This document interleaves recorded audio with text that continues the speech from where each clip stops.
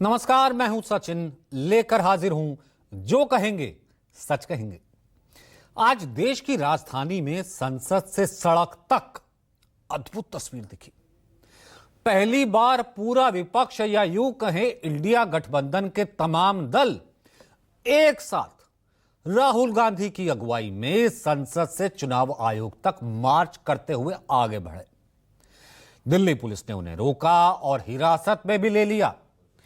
पहली बार देश की तीसरी सबसे बड़ी पार्टी समाजवादी पार्टी के मुखिया अखिलेश यादव को पुलिस ने बैरिकेड के ऊपर चढ़ते हुए देखा और उन्हें रोका भी।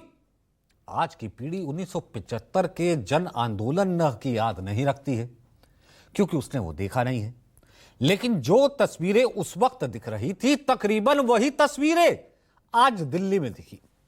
अद्भुत और ऐतिहासिक। सवाल यह है कि क्या एकजुट इंडिया के साथ वोट चोरी के मुद्दे पर राहुल ने ईसी को चौतरफा घेर लिया है, या फिर कर्नाटक के महादेवपुरा विधानसभा सीट पर फर्जीवाड़े का डेटा जारी कर राहुल खुद फंस गए हैं, या चुनाव आयोग को राहुल ने ऐसे भंवर में फंसा दिया है जिससे वो चाहकर भी अब बाहर नहीं निकल पा रहा है। दूसरी कवर स्टोरी, दूसरी बड़ी स्टोरी का रुख करेंगे। दूसरी स्टोरी देश के माननीयों से जुड़ी है। पीएम ने सांसदों के लिए 184 नए आलीशान फ्लैट्स का उद्घाटन किया। अब इन फ्लैट्स के उद्घाटन से क्या संदेश जाता है?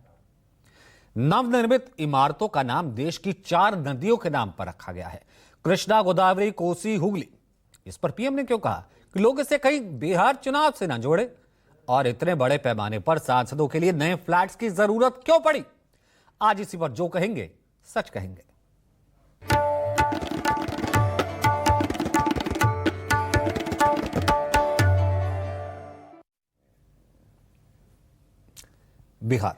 बिहार में शुरू हुआ एसआईआर, स्पेशल इंटेंसिव रिवीजन। अब स्पेशल इंटेंसिव रिवीजन यानी एसआईआर और चुनाव में वोट चोरी के आरोप को लेकर के विपक्ष एक के बाद एक जो है धुआंधार दिख रहा है। आज जो तस्वीर दिखी वो पहले कभी नहीं दिखी। पूरा इंडिया गठबंधन दिल्ली की सड़कों पर उतर आया। लोकसभा में नेता प्रतिपक्ष राहुल गांधी से लेकर कांग्रेस अध्यक्ष मल्लिकार्जुन खड़गे, पार्टी सांसद Priyanka Gandhi, Samajwadi party chief Akhilesh Yadav, TMC सांसद महुआ मोइत्रा और एनसीपी शरद पवार के मुखिया एनसीपी प्रमुख शरद पवार सड़कों पर उतरकर बेहद आक्रामक मोड में नजर आए। ग्राउंड से सबसे पहले रिपोर्ट देखिए। इंडिया गठबंधन में शामिल तमाम दल संसद भवन परिसर में चुनाव आयोग के मुख्यालय तक मोर्चा निकाल रहे थे। कांग्रेस अध्यक्ष मल्लिकार्जुन खड़गे, लोकसभा में नेता प्रतिपक्ष राहुल गांधी और पार्टी सांसद प्रियंका गांधी की अगुवाई में कांग्रेस, अखिलेश यादव के नेतृत्व में समाजवादी पार्टी, महुआ मोइत्रा के नेतृत्व में टीएमसी के तमाम सांसद अपने अपने तरीके और अलग अलग बैनर लेकर चुनाव आयोग तक कूच कर रहे थे। विपक्ष के इस मोर्चे में दोनों सदनों के करीब 300 सांसद शामिल थे। जैसे ही सांसदों का ये मार्च चुनाव आयोग की बिल्डिंग तक पहुंचने वाला था, उससे पहले ही इन सभी को दिल्ली पुलिस ने बैरिकेडिंग लगाकर रोक दिया। यहीं शुरू हो गया सियासी संग्राम। विपक्षी सांसदों और दिल्ली पुलिस में झड़प शुरू हो गई। इस दौरान टीएमसी सांसद मिताली बाग की तबीयत बिगड़ गई, बेहोश हो गई, जिसे राहुल गांधी ने सहारा देकर गाड़ी में बैठाया और अस्पताल भिजवाया। इस प्रदर्शन के दौरान अखिलेश यादव बैरिकेडिंग फांद कर दूसरी तरफ आते दिखे।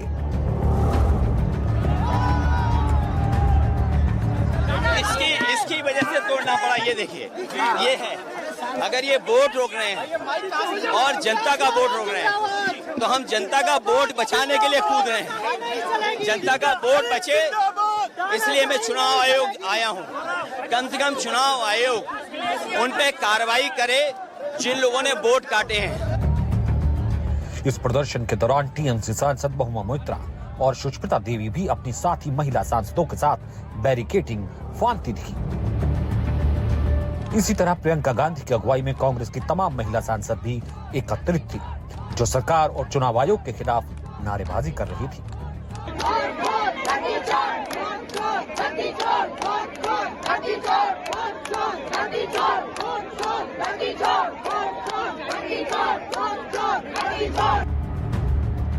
माहौल गर्माता देख दिल्ली पुलिस ने कई प्रदर्शनकारी सांसदों को हिरासत में ले लिया। 2 बसों में भरकर सांसदों को संसद मार्ग थाने में ले जाया गया, लेकिन इस दौरान रास्ते में ही प्रदर्शनकारी सांसद शांत नहीं बैठे और अपनी मांगों को लेकर चुनाव आयोग के खिलाफ नारेबाजी करते रहे।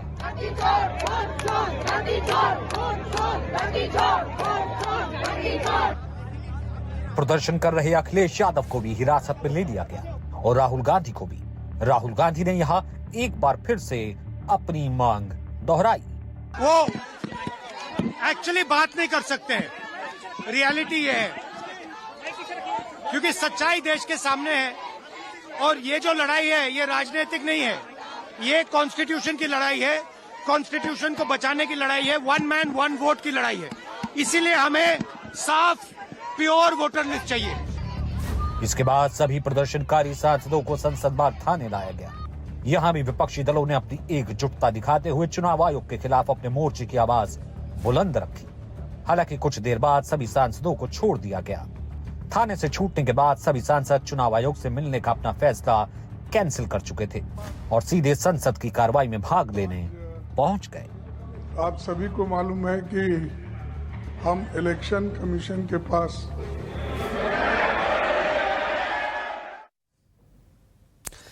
दरअसल विपक्षी दलों के एक प्रतिनिधि मंडल को आज चुनाव आयोग ने दोपहर 12 बजे मिलने के लिए बुलाया था। अब कांग्रेस नेता जयराम रमेश के एक लेटर के जवाब में चुनाव आयोग ने विपक्षी दलों को 30 सदस्यों के साथ मिलने के लिए बुलाया था और वक्त भी मुकर्रर कर दिया था। चुनावों में धांधली और विशेष मतदाता पुनरीक्षण को लेकर संसद के बाद सड़क पर भी चुनाव आयोग और विपक्षी सांसदों के बीच शहमात का खेल दिन भर चलता रहा।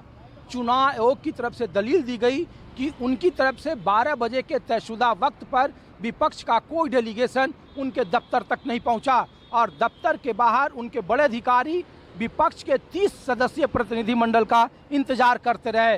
लेकिन विपक्षी सांसदों की तरफ से दलील दी गई कि उनके सांसदों को पुलिस ने हिरासत में ले लिया है, लिहाजा उनके वक्त को बढ़ाया जाए।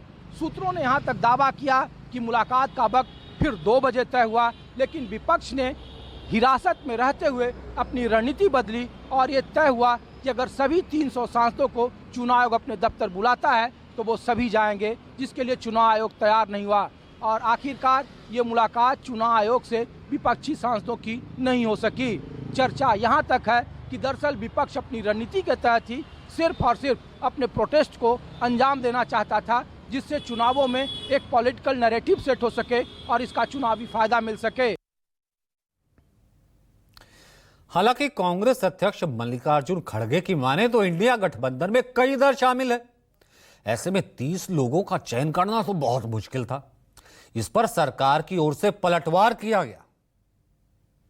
कम से कम एक हॉल में सब 200-300 मेंबर्स को एक जगह बिठा के वो कह सकते थे, जैसा कि राहुल गांधी जी एक्सप्लेन करे कि बहुत से चीजें ये है, कि वैसा ही वो बिठा के पूछ सकते थे और हमको जो बोलना है सारे मेंबर बोलते थे।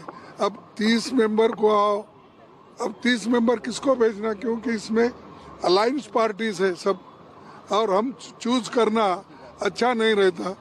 तो हम चाहते थे कि एक हॉल में बिठाकर वो खुद आकर एक्सप्लेन कर सकते थे, हम भी कुछ बोलना है वो बोल देते थे। इलेक्शन कमीशन में जाने के लिए समय खुद मांगा और इलेक्शन कमीशन ने ये इंडी गठबंधन को बोला कि हर पार्टी से 2-2 सदस्य को भेज दो। 30 सदस्य को बुलाया, फिर जाता नहीं है। वो उनके गठबंधन में, इंडी गठबंधन में वो तय नहीं कर पाया कि वो 30 लोग कौन कौन जाएंगे। जब वो अपना नेता तय नहीं कर पाते हैं, प्रतिनिधि तय नहीं कर पाते हैं, फिर इलेक्शन कमीशन से टाइम मांगा क्यों है। अब वो खड़गे जी बोल रहे हैं कि सारा अपोजिशन मेंबर जो वीआईपी है, तो 150 लोग क्या इलेक्शन कमीशन का चेयरमैन कमिश्नर का रूम में 150 लोग घुसेंगे क्या? ये कैसे बातें करते हैं?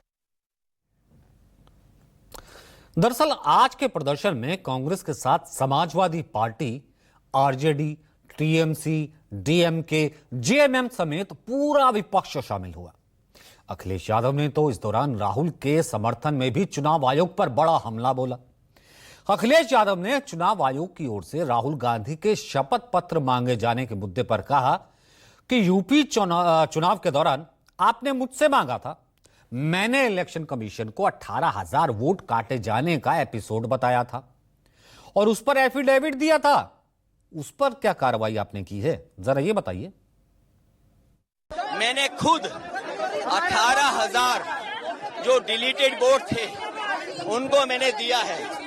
जो 18,000 डिलीटेड वोट थे उसकी सूची दी। चुनाव आयोग ने एफिडेविट मांगा, हमने एफिडेविट दिया, लेकिन उत्तर प्रदेश की सरकार ने मिलकर के चुनाव आयोग को गुमराह किया। चुनाव आयोग गुमराह हुआ, किसी पे कार्रवाई नहीं हुई। हमारी मांग है कि जिस तरीके से वोट काटे जा रहे हैं, वोट मिटाए जा रहे हैं,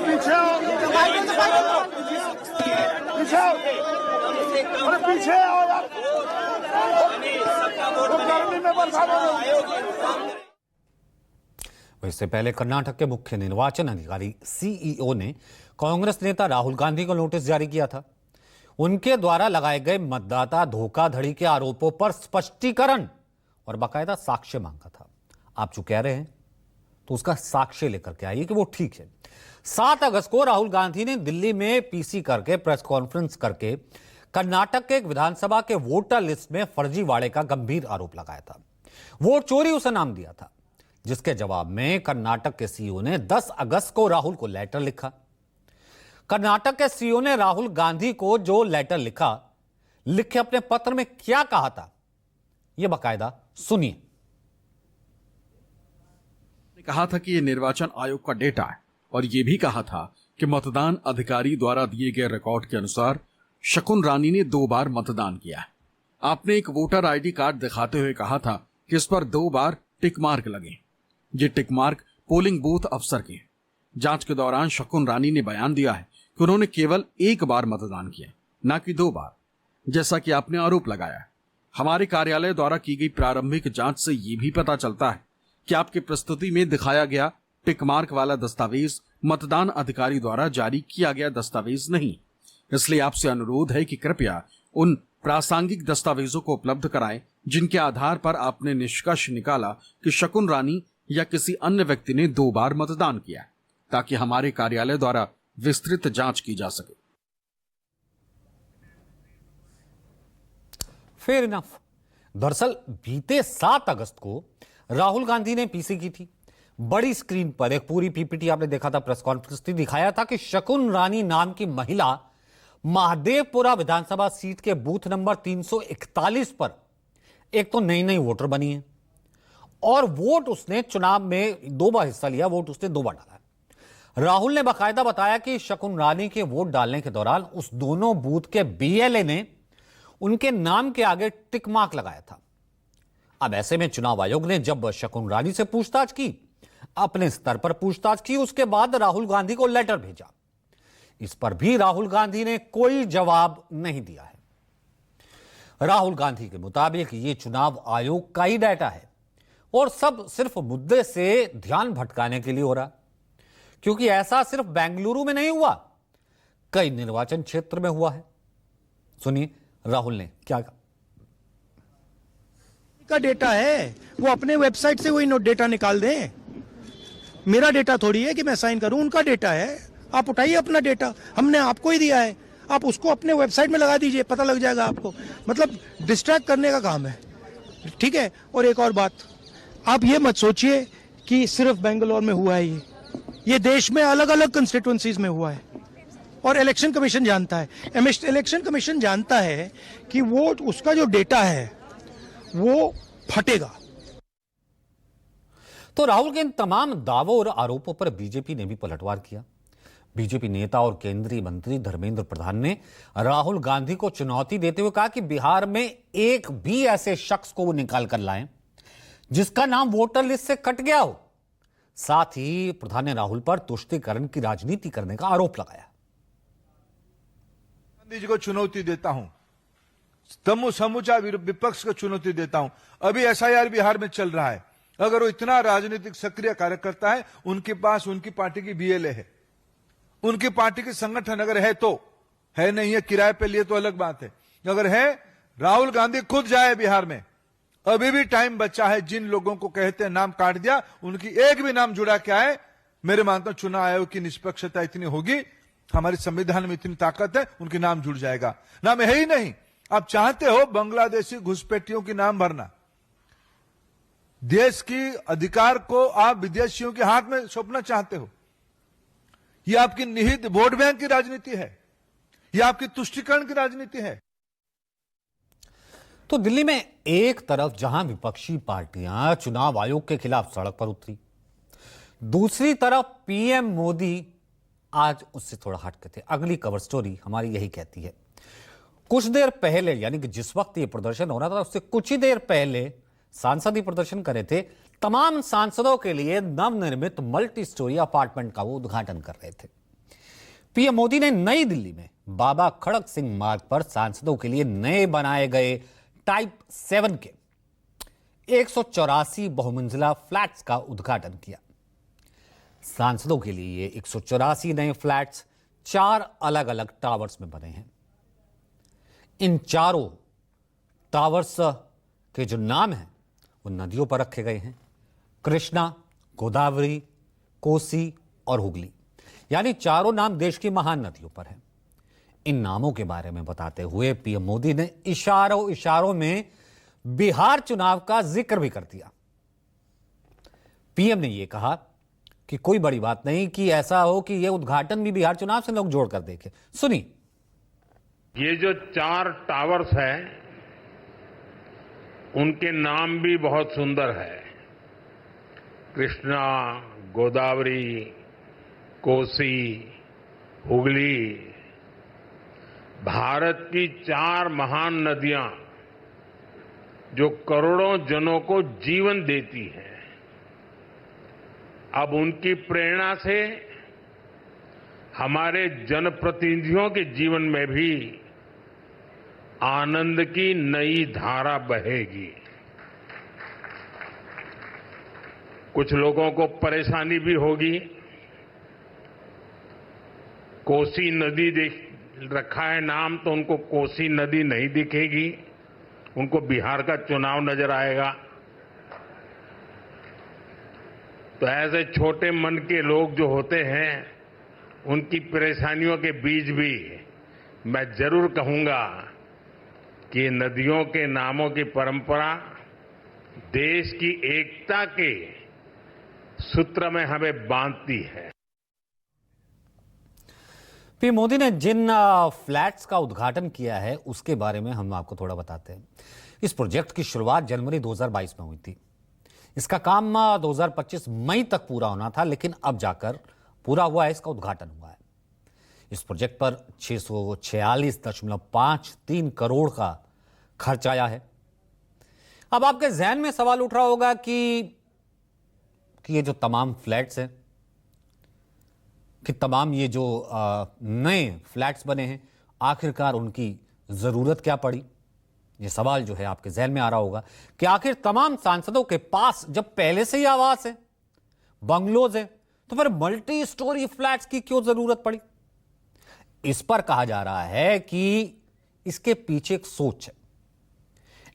ये फ्लैट्स इसलिए बनाए गए हैं सांसदों के लिए क्योंकि एक तो आवास की कमी थी।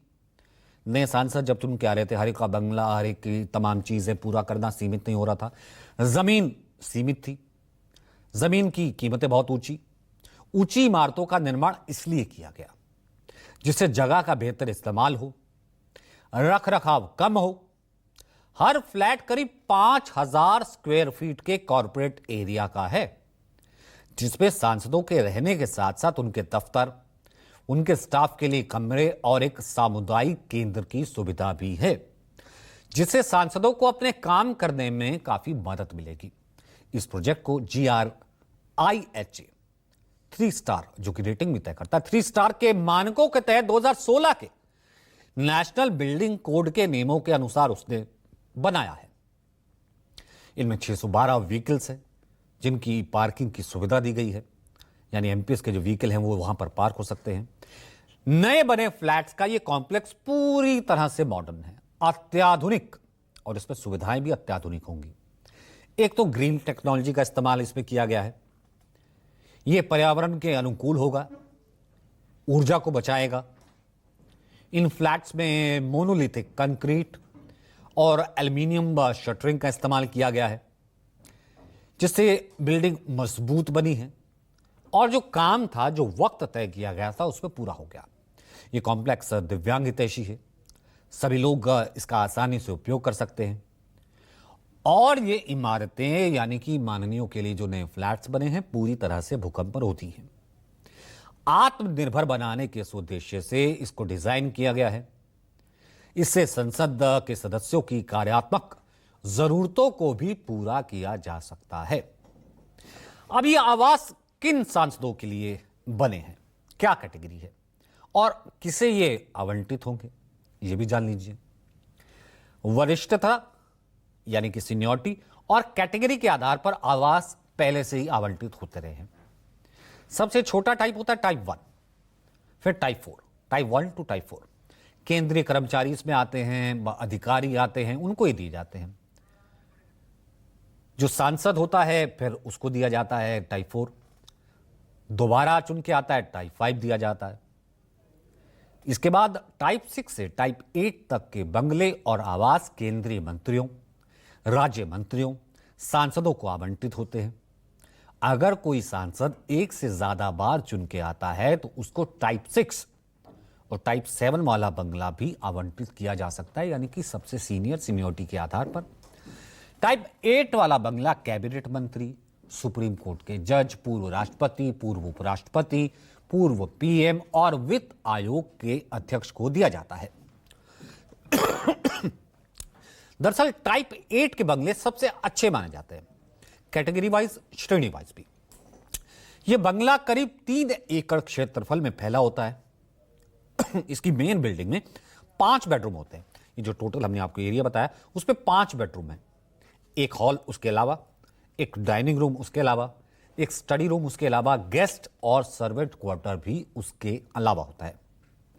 ऐसे सभी बंगले जनपथ, त्यागराज मार्ग, अकबर रोड, कृष्णा मेनन मार्ग, सफदरजंग रोड, मोतीलाल नेहरू मार्ग और तुगलक रोड पर बने हैं। दूसरे नंबर पर आता है टाइप 7, जो 1.5 एकड़ तक जिसका एरिया होता है, क्षेत्रफल होता है। इस बंगले में 4 बेडरूम होते हैं। ऐसे बंगले दरअसल बने हुए हैं Ashoka road, Kushak road, Lodhi estate, Tughlaq lane, Canning lane. ये आमतौर पर राज्य मंत्री, एमओएस जो होते हैं, दिल्ली हाई कोर्ट के जज, 5 बार तक जो सांसद रह चुका है उसको दिया जाता है। राहुल गांधी का बंगला आपको याद होगा, जब मुझे छोड़ना पड़ा था, 12 तुगलक लेन, इसी टाइप का वो बंगला था, टाइप 7। 2014 से अब तक लगभग 350 सांसद आवास बनाए जा चुके हैं। केंद्रीय मंत्री और सांसदों को दिल्ली के लुटियन जोन के आवास आवंटित किए जाते हैं।